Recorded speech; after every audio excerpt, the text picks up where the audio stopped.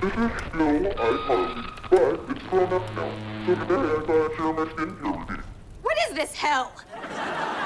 Yo, who the fuck is MattCMG? What it do, everybody? It me, MattCMG, and today let's talk about the iCarly revival. The last time I talked about iCarly on the channel was about a year ago, where I analyzed what the show predicted correctly about the internet. The original run of the show was made at a time where the internet was first getting popular, and one of the things I admired about the show was how well it integrated the internet into the show itself. iCarly was at its best when it dove into these internet-centric topics and had plots revolving around them. It was this weird, like, pseudo-critique of the internet. It was kind of weird. It's kind of before its time. And because of that, when the revival was announced, I was a bit skeptical. Not only did the original already have a defined ending, so bringing it back and reviving it seemed kind of pointless, but the original worked best because it was able to analyze the internet at a weird transitional period for it. I was kind of worried that the revival would lose all of that because of what the modern internet is like, but at the same time, I was kind of intrigued to see if it would have anything interesting to say about the modern internet. And to my surprise, it did. Just not enough. Today we'll be discussing where I think the iCarly revival missed the mark when compared to the original run, specifically in terms of what it has to say about the internet. So smash that motherfucking like button and let's get weird. Let's get wild, and let's get right into how the iCarly revival went from a pseudo-critique to just another sitcom. Gotta smash that like button. One thing that I want to make very clear from the start of this video is that this isn't going to be a review of the show. I don't see myself as a reviewer or a critic or anything, and despite the criticisms I'm about to give throughout this video, I do actually like the revival. At first I wasn't sure if the lack of Sam or Gibby would have a negative impact on the show, and while I would have loved to see those characters return, I think Harper and Millicent serve as good replacements. I say replacements in quotes because that's not really what they're there for. These new characters don't really replace the new ones. While they do fill in those gaps in the cast, they also offer completely different character dynamics. Like Harper, for example, is the polar opposite of Sam in like almost every regard, but she still serves that best friend role for Carly. The returning characters all feel like an accurate evolution from where they left off in the original show. Freddie being a MILF hunter and being forced to move back in with his mother seems awfully familiar to a lot of millennial dudes out there,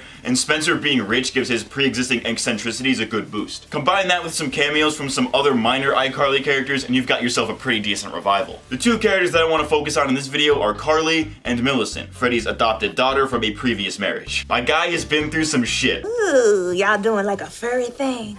Yep. The reason these two characters are of note is because they both represent the generational divide of the internet. Carly represents the older mid-20s to early 30s generation, the millennials, while Millicent represents the newer, younger generation, the Zoomers. I'm too young to be the former, too old to be the latter. Identity crisis. This generational divide is a minor part of the first few episodes, but my main criticism of the day is that this should have been a much bigger part of the show, because after like the third episode, this stops being a thing. Starting with the first episode, it's established that Carly never stopped being an online content creator after the original run ended. It's unclear exactly what kind of content she's been making, but it's clear that she never stopped making content, making her living as a generic influencer. I feel fucking dirty every time I say that word, fucking influencer. Skeeves me out, man. Fucking hate it. I'm an influencer? You're a fucking loser. After a breakup, Carly stops posting for a month, which brings us to Millicent's role in all of this. Millicent is a wannabe content creator, but thinks Carly is a has-been, constantly mocking her approach to content in the first few episodes. For instance, when it's revealed that Carly hasn't uploaded in a month, Millicent claims that her channel is basically dead because going that long without uploading is basically a death sentence. Where's the fucking lie? This is definitely a very minor thing that the revival gets right about the modern internet. Consistency is one of the most important things in growing any kind of online presence, and going too long without posting can stop your momentum dead. Okay, fair enough, it's a minor thing, but they're one for one so far. The thing is though, Carly seems to be aware that her new approach to content isn't working as well as it once did. In an attempt to recapture the magic, she brings back the iCarly web show, but in a more adult kind of way. While this is obviously a bit of a meta line referring to the TV show and the web show, it doesn't really change anything. The first episode is the only time where this new adult iCarly web show is ever seen in the first season, and while you could argue that the other various live streams that she does throughout the show technically count as iCarly, it certainly doesn't feel that way. It feels like Carly only brought back her web show to get the nostalgia clicks and then just went right back to being whatever generic influencer they wanted her to be in the revival. This is the equivalent of like Ray William Johnson bringing back Equals 3 for like a one night only thing, and then after that just going back to whatever the fuck it is that he's doing now. My point is, I highly doubt that something like this would work, but I guess the effectiveness of this method probably depends on the person. Might work for Ray William Johnson, might not work for Fred or some shit, right? Actually, I'm pretty sure Lucas is fucking pretty successful these days. At least modestly successful. I don't fucking know. I'm stupid. Shifting gears, I think it's very clear that Carly is in the content creation business because she genuinely loves creating content, while Millicent is in it for the money and the clout. This is something that we're seeing a lot of today with real life content creators. A lot of the older content creators out there, we're talking like they've been doing this for 10 plus years, all started doing it as a hobby because at the time, internet content creation wasn't really something you could make money from. YouTubers like Smosh and Jack's Films fall under this category. As content creation became more lucrative, a lot of younger people saw these creators turn their hobbies into a job, thereby making YouTube or social media in general seem like easy money. These days, being a content creator is a dream job for a lot of kids. And it's kind of weird because this way of thinking both enhances and kind of kills the magic at the same time. It's great that a lot of kids out there want to become content creators, and trust me, it's a very fun and rewarding thing to do, but nowadays we have a lot of people going into it as a business and thereby treating it as a business. Content creation went from a fun hobby to a cutthroat business venture to a lot of people, and it kind of kills the magic to see kids treated like that. That's not to say there's anything wrong with making money. Of course, you know, YouTube is my fucking dream job, and I think a lot of people my age would probably agree. It's kind of fucking sussy to be only in it for the money and nothing else. Like, there's no passion behind it. I don't give a fuck about any of you.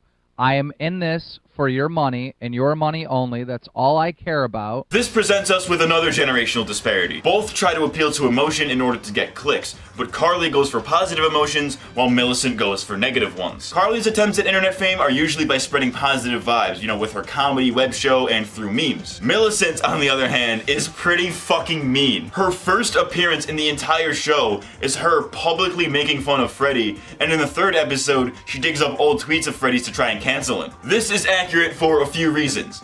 Reason 1, have you been on Twitter in the last 5 years? Spending just 10 minutes on the Twitter trending tab, or whatever the fuck you want to call it, will expose you to so much rage, it'll make a Goku going Super Saiyan for the first time look like a springtime picnic. Outrage headlines are like an entire subgenre of news stories, and they get like 10 times the clicks and engagement than an accurate or important story would. You know, I guess it makes sense. People love conflict. Conflict is inherently entertaining, so why wouldn't people try to capitalize on that human desire by manufacturing outrage where there was never any to begin with? The Zoomers have fucking mastered this. They were shaped by it, molded by it, didn't know the taste of positive vibes until they were 17, but by that time it was already too late. Now that's not to say that Zoomers are the only people to get mad on the internet, because obviously you have Karens, you've got Boomers, pretty much every group is mad about at least something at any given time, but the Zoomers have mastered the art of manufacturing anger in a way no other generation has. They will use social justice, outrage culture, and the often over-exaggerated cancel culture to get their names on the map, even if they don't even believe what they're saying. It's definitely one of the less desirable parts of modern social media, but the Zoomers have adapted to it perfectly, for better or for worse. And they say you catch more flies with honey, but I think it's clear you catch a lot more with shit. Since finding Freddy's old post turned out to be profitable, I realized that there's a hole in the market. Any Gen Z kid can tell you what's offensive now, but only Millicent can predict what will offend next. Despite all of her mockery of Carly and her web show, it's clear that deep down, Millicent seems to respect Carly. She sees her success and wants to emulate it, but doesn't seem to know how. She ends up going about this in her own way, which, like we discussed, is part of this generational divide, but I think it also illustrates something else. The old ways on the internet are nothing like the current ways to grow on the internet. What worked 10 years ago probably won't work today. Back in the early days of YouTube, for instance, the whole subscriber gaining meta was more about trying to make the next big viral video, right? It was largely luck-based back then. You'd upload a video and just hope and pray they would get put on the homepage or something. Nowadays, this is a lot harder because instead of luck, things are more determined by algorithms. While there still is that luck factor, it is very small in comparison to appeasing the algorithm, which is a much more proven method of gaining an audience. Being consistent, appealing to a general audience, and being brand friendly are 3 of many factors that now determine what the site promotes and what it doesn't. Many people create content exclusively to appease the algorithm, which is what Millicent seems to be doing, while others will make content they enjoy in the hopes that being genuine is enough to get by, kinda like what Carly is doing. I also think it's interesting when you take into account how the iCarly web show was hosted on its own website, which isn't something that we see anymore. Nobody ever says, hey, go check out my website. It's always like, hey, go follow me on these social media platforms. And obviously this is due in large part to the .com bubble bursting like a fucking whale's intestines. This isn't exactly a fault against the iCarly revival, and it's not something I think they should really bother addressing in any major capacity like some of the other stuff in this video, but I think it could be an interesting thing to bring up. You know, maybe have some like one-off joke where Carly or Freddie mentions to Millicent that they used to stream iCarly to their own website, and Millicent like not understanding why they wouldn't just use YouTube or Instagram or whatever. You know, that could make for a decent bit. Actually, scratch that. That sounds boomer as fuck. Impromptu wardrobe change. I totally didn't have to reshoot the entire last part of this video because the file got corrupted for literally no reason. That totally didn't happen. I hate my life. Actually, the difference between the old internet and the new internet can be seen visually by the redesigned sets of the show. I don't know if this was intentional or not, but the returning locations from the original show have been redesigned to be much more subdued. For instance, the Shea apartment in the original was this wacky, colorful area with all kinds of mix-match decorations, as well as Spencer's bizarre artwork strewn about the place, and the iCarly set was much the same. It had this messy look to it, but it still felt pretty homey. It's like organized chaos, if you will. The revival has redesigned both of these locations to be a lot more minimalistic, very sleek, not a lot going on. Again, don't know if this was intentional, but regardless, I think it's a perfect representation of the old versus the new internet. The old internet aesthetically and just generally had this very chaotic vibe to it. You know, things didn't always look perfect. It could sometimes get messy, but it was also personal and customizable. You know, think like the old YouTube channel layout or like a fucking teenager's MySpace page. You feel the vibe. Nowadays, everything is very minimalistic. Simple logos, simple user interface, not a lot of customization beyond a profile pic and maybe a banner. It's very sanitized and, personally speaking, a lot more boring to look at. Prime example,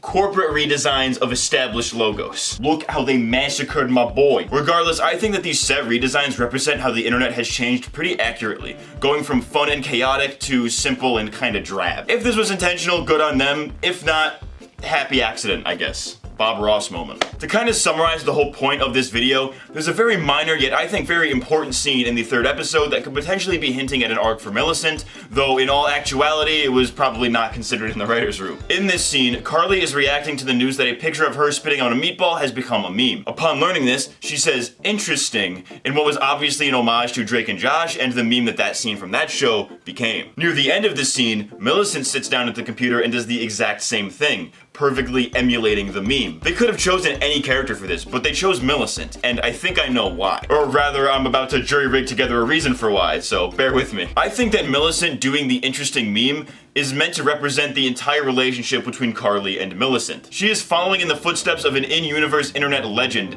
in the hopes of one day becoming the same. Like, the scene almost has this vibe of kind of passing the torch to the next generation. But like I've mentioned throughout this video, it's made clear in these first few episodes that Carly and Millicent have completely different approaches to creating content, much like the Zoomers and Millennials do. I've laid out several avenues in this video that they could go down to display this, but regardless of how they do it, the one thing I'd like to see them expand upon is the Carly-Millicent dichotomy. You could have the two be rivals in a way, trying to prove to each other that their way of creating content is better, or perhaps make Carly a more direct mentor for Millicent, training her in the ways of content creation. This would be great in showing that the new and old ways have their pros and cons, where Millicent would learn from Carly, but Carly will see that Millicent's ways aren't always bad or mean-spirited. You know, maybe even combine the two ideas could make for a good episode or even a full-on arc if they want to stretch it out. Everything that I've mentioned in this video is part of one thing that I think the iCarly revival was missing. I think it would have been great if this was all a major thing in the first season, but it just wasn't. Obviously, the show is getting more seasons, so they still have a chance to improve, but I would totally like to see them expand upon how the internet has changed in the new internet era, rather than relationship drama or whatever the fuck. You can have your relationship drama, I don't mind that, but if you're gonna market your big revival on the fact that it's the same show but with a modern spin, then maybe actually do that beyond 3 episodes. Something that I briefly mentioned in my original iCarly video was that the show, in a way, shaped the internet itself with its humor, but it also did so in many other ways. The original served as inspiration for me in a weird way, and I assume other content creators who grew up with the show would say the same. It shaped people's views of content creation and what that meant, and definitely introduced a lot of kids to the idea of it in the first place. Before I really knew what YouTube was or was consistently using it, my entire concept of internet content creation was through iCarly. I created this YouTube channel because I was inspired by people like Smosh and as well as my real life friends who were uploading Call of Duty videos at the time, but before this channel existed, I made videos in this old off-brand MP3 player. I refused to actually watch these things because my fucking cringe receptors would burn out, but if you were to watch them, they would be extremely similar to what you would have seen on the iCarly web show, just very cringe and what a 10-year-old would find funny. Fast forward to now, and that concept of content creation isn't the same, because nowadays we have social media, non-video forms of content, influencers, So despite all of my criticisms that I've given today of the iCarly revival, one thing that I will praise it for is that when it is about the internet, it adapts the show to the modern internet in a way that's actually representative of it without being cringe. They could have easily gone down the route of like the fucking Emoji Movie or some shit like that, where they try really hard to be current and hip with the kids, but instead just come across as a bunch of middle-aged marketing executives not getting it. 9 times out of 10, that's what happens with shit like this. But the iCarly revival is that 1 in 10 that gets it right. It gets modern internet culture without going full boomer. Personally, I think it is a breath of fresh air to finally get a show that actually understands the internet as it is, albeit in a very sanitized way. I'm hopeful that season 2 can continue this trend and improve where it needs to. But would you look at that, I actually managed to make a video about something that came out this fucking year. Wild. New fucking record, I think. But that is all I have for this video, so leave a like if you enjoyed it. Let me know in the comments down below what your thoughts are on the iCarly revival and what you're hoping for the next season. The last 2 episodes of my Nickelodeon retrospective series are coming soon, so be sure to subscribe if you don't want to miss those videos when they come out. And if you want to see those videos a day early, as well as all of my other videos, then consider pledging to my Patreon. I've been MattCMG, and I'll see you next time. Thanks for watching. And we are clear. Did it again. Fuck you. I know, you see, somehow the world will change for me and be so wonderful. Live life, breathe air, I know somehow we're gonna get there and feel so wonderful. I will make you change your mind. These things happen all the time and it's all real. I'm telling you just how I feel. So wake up the members of my nation. It's your time to be. There's no chance unless you take one. And the time to see the brighter side of every situation. Some things are meant to be, so give your best and leave the rest to me. Leave it all to me. Leave it all to me. Just leave it all to me. That was ass. Don't care though.